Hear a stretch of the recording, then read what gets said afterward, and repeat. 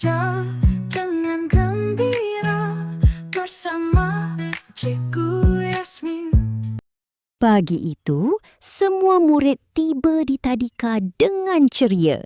Mereka tersenyum sambil membawa beg sekolah. Cikgu Lin meminta murid-murid membersihkan sudut bacaan. Semua murid mendengar dengan baik.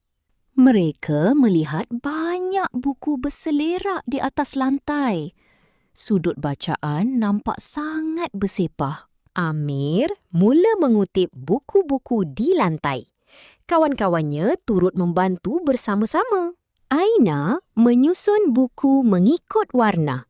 Kawan-kawannya kagum melihat susunan yang cantik. Sarah membersihkan meja kecil di sudut bacaan. Dia mengelap meja dengan rajin. Mei Ling dan Adam menyapu lantai bersama-sama. Mereka ketawa sambil bekerja. Hakim menyusun kusyen kecil di sudut bacaan. Sudut itu mula nampak kemas. Semua murid bekerjasama tanpa bergaduh. Mereka saling membantu dengan gembira. Sudut bacaan menjadi semakin cantik dan tersusun.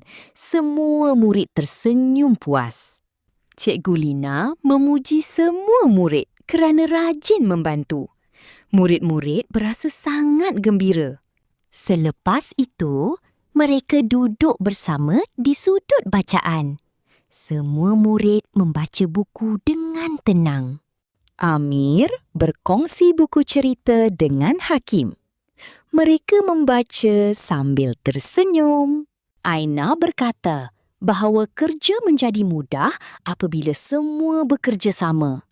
Kawan-kawannya bersetuju sambil ketawa kecil. Semua murid pulang dengan hati gembira. Mereka belajar bahawa bekerjasama menjadikan kerja lebih mudah.